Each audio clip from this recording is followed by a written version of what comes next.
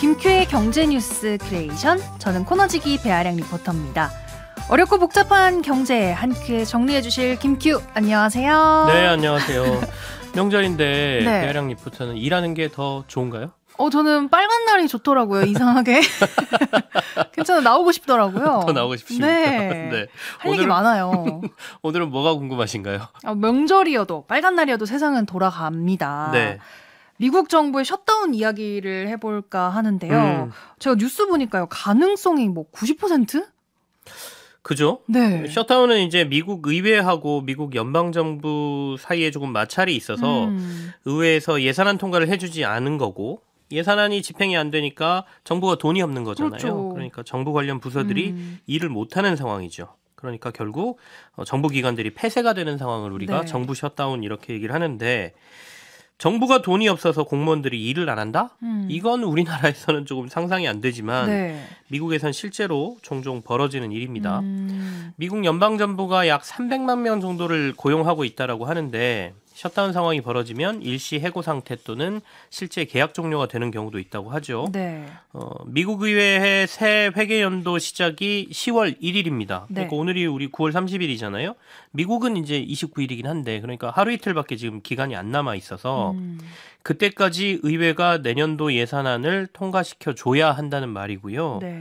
그런데 이제 아량 리포터가 방금 전에 말씀하신 것처럼 지금 사실상 통과가 좀 불투명해 보인다. 그래서 셧다운 가능성이 매우 높다, 이렇게 얘기가 나오고 있습니다. 근데 얼마 전까지만 해도요, 부채 한도 협상 뭐 어쩌고 저쩌고 하면서 네네. 꽤 시끄러웠단 말이죠. 그죠? 근데 이거 합의했으니까 예산 늘리는 것도 문제가 없을 것 같은데 왜 또 이 셧다운 얘기가 다시 나오는 건가요? 이게 부채한도 협상하고 셧다운 이슈가 조금은 다른 얘기거든요. 그러니까 부채한도 협상이라는 것은 말 그대로 미국이 부채를 얼마까지 낼 수 있느냐, 이 한도를 정하는 거니까. 그렇죠. 국가가 빚을 내는 것, 그러니까 국채를 발행하는 거하고 연관이 돼 있거든요. 한없이 빚을 내면 안 되니까 나름 기축통화국인 미국이 뭐 조금은 양심이 있어서 국채 발행의 한도를 좀 정해놨다, 이렇게 보시면 네. 되거든요. 그래서 이 한도가 가득 차는 경우가 생기면 부채 한도 이슈가 발생합니다. 그래서 우리로 치면 마이너스 통장이 한도에 거의 다 차서 네. 내가 이 한도를 좀 늘리고 싶은데, 그러면 은행 찾아가서 네. 우리 한도 좀 늘려주십시오, 그러고 심사받는 것처럼 부채 한도 협상 이슈가 한도가 가득 차면 이제 발생한다, 이렇게 보는 거니까 미국의 부채 한도 협상 문제는 매년 발생하는 문제는 아니다, 이렇게 보시면 되고요. 하지만 셧다운 이슈는 매년 발생할 수도 있습니다. 네. 그러니까 예산안이라는 건 매년 만들어지고 그걸 정부가 뭐 세입이 얼마고 세출이 얼마고 계산해가지고 이제 예산안을 짜놓으면 그걸 의회로 보내고 의회에서 이걸 심사해서 통과시켜 줘야 되는 거기 때문에 네. 매년 이맘때면 발생할 수 있는 이슈다, 이렇게 두 개를 좀 구별하시면 되겠고요. 그리고 두 이슈 모두 정부가 돈을 얼마나 지출할 수 있느냐라는 관점에서 보면 비슷하지만 성격과 파급력이 좀 다르다, 이렇게 얘기할 수 있습니다. 이게 자세히 들어보니까 이제 구분을 조금 할 수 있겠는데 네. 그러면 두 개 중에서 중요한 걸 따지면 어떤 게 더 중요한 건가요? 이게 상대적이어서 뭐가 더 중요하다, 이렇게 말씀드리긴 조금 힘들고요. 일단 둘 다 이런 이슈가 터지면 좋은 건 아닙니다. 네. 이런 이슈가 떠오르면 아까 삼권분립 차원의 원칙 하에서 입법부의 행정부에 대한 일종의 견제장치거든요, 둘 다. 일단 둘 사이가 좀 좋지 않다는 얘기예요. 네. 그리고 잡음이 크고 오래 지속된다는 건 더 좋은 이슈는 아니죠. 그렇죠. 중요성 차원에서 보면 굳이 구분을 해보면 길어지면 경제 전반에 영향을 주는 건 두 사안이 같다. 네. 하지만 발생 초기 직접적인 영향을 주는 분야가 좀 차이가 있다, 이렇게 보이는데요. 부채 한도 협상은 국채 발행과 연관이 있다 보니까 금융시장에 조금 더 민감하게 작용을 합니다. 국채 발행량이 달라지거든요. 네. 그래서 금융시장에선 셧다운 이슈보다 부채 한도 협상을 더 민감하고 비중 있게 반영하는 경향이 좀 있고요.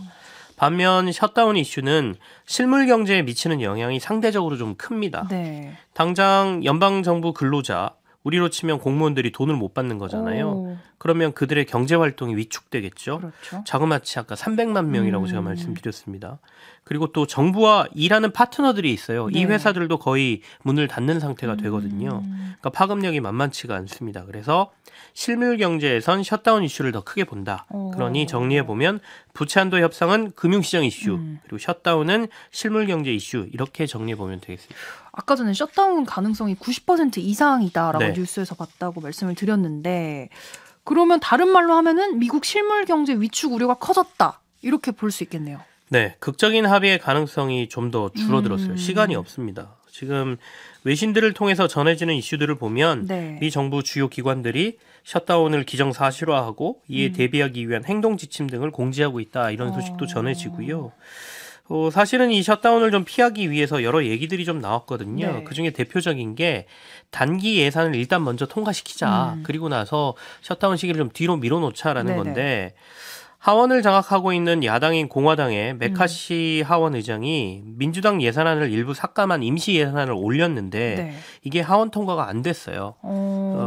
공화당의 강경파 의원들이 반대해 버렸거든요. 네, 네. 그 이후에 다시 상원에서 민주당이 장악하고 있는 상원에서 6주짜리 단기 예산을 만들어서 하원으로 내려보냈거든요. 네. 근데 메카시 의장이 이거 상정도 안 하겠다 이렇게 얘기를 해버렸거든요. 그래서 결국에는 이 단기 예산안 통과도 힘든 상황이어서 사실상 셧다운이 가까워 왔다 이렇게 봐야 되겠죠. 그러게요. 그럼 금융시장에서는 어떤 반응을 보이고 있나요? 월가에서도 우리가 추석 연휴에 들어간 목요일과 금요일 사이에 약간 체념하는 듯한 보고서들이 줄줄이 나왔습니다. 골드만삭스는 셧다운 확률 90% 그리고 셧다운의 장기화 가능성도 있다 이렇게 언급했고요. 네. 무디스에서도 만약 이번 셧다운이 한 달 이상 지속되면 미국 4분기 경제 성장률이 최대 1.4%포인트가량 떨어질 수 있다는 전망도 내놨습니다. 근데 여기서 궁금한 점은요. 우리나라는 셧다운 이런 거 있나요? 앞서도 말씀드렸지만 우리나라에서는 없어요. 왜냐하면 예산안 통과가 안 되면 준 예산이라고 하는데요.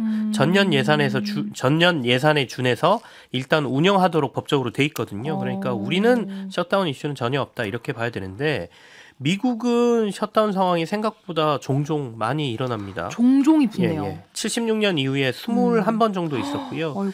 짧게는 9시간에서 길게는 34일까지 셧다운이 유지되기도 했습니다. 하지만 보통은 하루에서 사흘 내에 보통 셧다운은 끝나는 경우가 많은데 네. 왜냐하면 의회도 그렇고 정부도 그렇고 이런 상황이 오래 유지되는 게 상당히 부담스럽습니다. 네. 다만 이제 최근 들어서 미국도 정치가 좀 극단으로 가고 있거든요. 네. 상대를 궁지에 몰아넣을 수 있을 때까지 가는 경우가 굉장히 많습니다. 이게 이제 트럼프 전 대통령 시기부터 보여지는 모습인데 실제 트럼프 대통령 집권 시기인 2018년 기억하시겠지만 불법 이민자들을 봉쇄하겠다라고 하면서 멕시코에 장벽 세우자 그래서 예산안 그랬었죠. 크게 올렸고요. 네. 이걸 민주당이 강력히 반발하면서 당시에 최장 기간인 34일간의 셧다운을 경험한 바가 있습니다. 이번 상황도 만만치가 않거든요. 바이든 대통령은 정부 지출을 좀 늘려서 돈을 풀면서 내년 대선에 유리한 고지에 오르려고 하고 있고 공화당은 이를 강력히 견제하려고 하고 있는데 네. 이번에 가장 민감하게 얘기되고 있는 예산안이 우크라이나 전쟁 관련 지원 예산입니다. 아니 근데 걱정이 되는 게요. 이번에 연휴가 길단 말이죠. 네. 미국의 셧다운까지 실제로 일어나게 되면은 이 빨간 날이 끝나고 추석 이후에 우리나라 주식 시장도 걱정이 됩니다.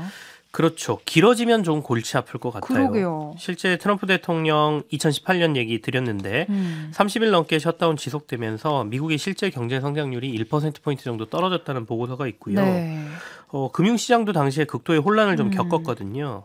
온갖 일들이 다 일어났는데 물론 셧다운이 된다 하더라도 안보나 안전 관련 필수 업무들은 셧다운과 상관없이 업무가 유지됩니다. 그러니까 대표적인 게 군대 같은 데죠. 그리고 항공 분야, 대외 공관 업무 이런 것들은 무급으로 그냥 일하도록 돼 있어요. 그리고 셧다운이 풀리면 소급해서 이제 월급을 준다 이렇게는 돼 있거든요. 근데 2018년도에 셧다운이 길어지니까 여기서 일하던 공무원들이 병가 신청을 엄청나게 많이 했습니다. 근데 돈도 못 받는데 내가 일을 해야 돼? 약간 이런 거죠. 그런 생각이 들죠. 그러다 보니까 아까 항공 분야, 항공기 운항이 제대로 안 되고 막 결항되고 이런 일들이 벌어졌는데 올해도 아마도 이런 일들이 일어날 가능성이 높다라는 얘기가 지금 계속 나와요. 그리고 또 어떤 일도 있었냐면 백악관의 요리사들도 일을 안 하거든요. 이때 되면 이들도 공무원이니까. 그렇죠. 그래서 백악관으로 초대된 사람들에게 줄 음식이 없잖아요. 그래서 트럼프 대통령이 당시에 사비로 햄버거를 대접했다 뭐 이런 소식이 뉴스로 전해지기도 했습니다. 배달을 시켜 드셨나요? 아니 듣다 보니까 생각보다 더 심각한 상황인 것 같은데요. 이제 금융시장을 놓고 보면 아까는 좀 작은 얘기들을 했는데 미국 채권 시장이 굉장히 민감하게 움직입니다. 네. 대외 신뢰도 문제가 있거든요. 셧다운 상황이 벌어지면. 그리고 실물 경제 위축 가능성도 커지기 때문에 네. 채권 금리가 먼저 뛰기 시작합니다. 실제로 아직 시작은 안 됐지만 뭐 90%의 가능성이 있다 이렇게 되니까 이미 미국 국채 10년물 금리가 4.6%를 넘어서 15년 내 최고 수준까지 올라가 있어요. 네. 채권 금리가 올라갔다는 거는 이게 이제 채권 수익률을 말하는데 채권 시장에선 채권 가격이 떨어진 걸 얘기하거든요. 네. 그러니까 이게 채권 가격이 떨어졌다는 얘기는 사람들이 투자를 안 하고 내다 팔고 있다 이렇게 봐야 되는 것이죠. 어쨌든 미국 국채 금리가 튀어오르면 우리나라 국채 금리도 영향을 받습니다. 덩달아서. 그래서 이 위험 반영이 우리 시장에도 좀 될 것 같고요. 신기한 거는 이런 불안감이 커지니까 달러가 강세를 보입니다. 이 안전자산인 달러를 사겠다라는 심리가 더 강해진다 이런 분석인데요. 네. 이렇게 되니까 달러 인덱스도 지금 106을 넘었는데 이게 지난해 말 이후에 105선이 정점으로 해서 잘 돌파를 못하던 곳인데 이곳을 돌파해 버렸습니다. 달러가 강세란 얘기는 반대로 원화는 약세가 되고 있다는 얘기잖아요. 그렇죠. 그러니까 최근에 원달러 환율이 계속해서 오릅니다. 그래서 최근 아침에 제가 확인한 거는 1,350원, 1달러당 1,350원까지 올라 있거든요. 이게 국내 주식시장에 상당히 부담을 주는 요소로 작용할 것 같고요. 네. 또 미국 셧다운과 상관없이 최근에 유가도 많이 올라서 브렌트유 기준으로 지금 배럴당 96달러 넘어서 이제 조만간 100달러 되는 거 아니야라는 그러게요, 우려가 진짜. 좀 나오고 있습니다. 물론 이제 셧다운이 정치적인 이슈고 장기화되지 않고 해소되면 바로 정상화되는 거니까 단기 이슈로 봐야 된다는 의견도 있지만 이게 얼마나 빨리 종료될 수 있느냐 그리고 그 사이 우리가 원달러 환율을 어느 선에서 방어할 수 있느냐가 우리 주식시장에 매우 중요한 변수가 될 것 같습니다. 그러게요. 자, 다음 주제 제가 궁금한 거 하나 가져왔는데요. 네. 요즘 휴게소 음식값이 논란입니다. 그죠? 비싸다는 거죠. 비쌉니다. 근데 요즘 안 오르는 게 없잖아요. 그래서 휴게소 음식값 올랐다는 게 별로 그렇게 큰 이슈는 아니다라고 보이기도 하는데 올랐다. 다만 이제 휴게소라는 특성 때문에 고속도로 중간에 다른 곳 가려면 몇십 킬로미터 더 가야 되잖아요. 맞아요. 그러니까 이거 경쟁업체가 사실상 없는 구조, 그러니까 반강제적으로 사야 되는 구조라는 부분이 있고 그래서 비교적 상품질에 비해서 좀 비싸다는 인식이 기본적으로 좀 존재하거든요. 그렇습니다. 여기에 가격이 거기서 조금 더 올라 버리니까 사람들이 이제 저항이 더 커졌다 이렇게 볼 수도 있겠고요. 또 지난해 추석 때쯤에 원희룡 국토부 장관이 휴게소 음식 가격 10% 인하하라고 도로공사에 제안했던 적이 있습니다.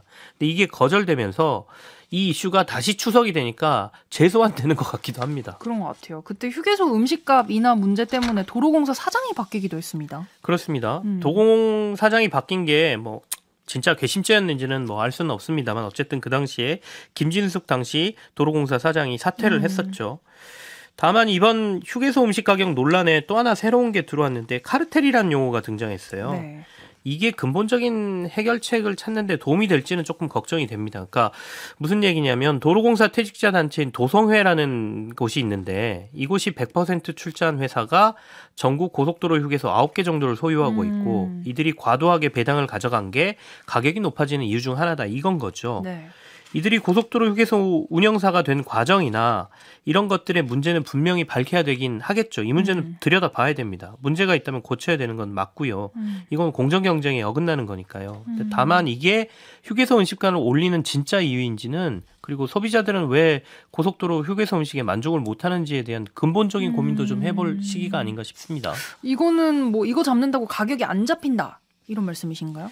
저희가 LH 문제에서도 네. 퇴직자들이 감리회사로 가고 그 감리 제대로 안 해서 부실공사가 일어났다 이렇게 되면서 진짜 근본적인 문제들을 좀 못 봤어요. 그러니까 네. 하도급 문제 같은 거죠. 공사비 떨어뜨리기 위해서 지속적인 하도급을 하면서 문제가 생기는 구조적인 문제보다는 카르텔에 집중해 버렸지 않습니까? 그리고 우리나라 부동산의 선분양 문제도 구조적인 문제긴 하거든요. 근데 그런 것처럼 이번 휴게소의 가격 문제도 결국에는 도로공사가 운영하는 휴게소들의 운영 방식에 대해서 좀 고민을 해봐야 될 것 같아요. 그러니까 지금은 직접 운영도 있고 민자를 통해서 개발해서 운영하는 것도 있고 민자가 개발한 휴게소를 다시 돌려받아서 위탁 운영하는 3개 정도인데요. 결국에는 이 운영 방식에서 수수료를 얼마로 책정하느냐의 문제도 있고 그리고 결국에는 위탁 운용사들은 자신들이 투자한 돈을 회수해야 되기 때문에 짧은 기간에 일부러 음식료와 관련된 데들만 입점시켜서 가격을 올리는 문제도 있거든요. 그러니까 이 전반적인 문제를 살펴보지 않으면 그냥 단순히 카르텔 이것만 가지고는 해결될 수 없다. 왜냐하면 아까 도성회라는 회사가 가지고 있는 9개라는 휴게소는 전국 290개라는 휴게소의 증자 일부에 불과하거든요. 그래서 보다 근본적인 문제를 쳐다보자 이렇게 말씀을 드립니다. 그 뿌리의 문제를 해결해야 이 문제가 해결이 되겠네요. 네, 오늘도 잘 들었습니다. 김큐의 경제뉴스 큐레이션 여기서 마무리할게요. 네, 배아량 리포터와 함께했습니다. 고맙습니다. 네, 감사합니다.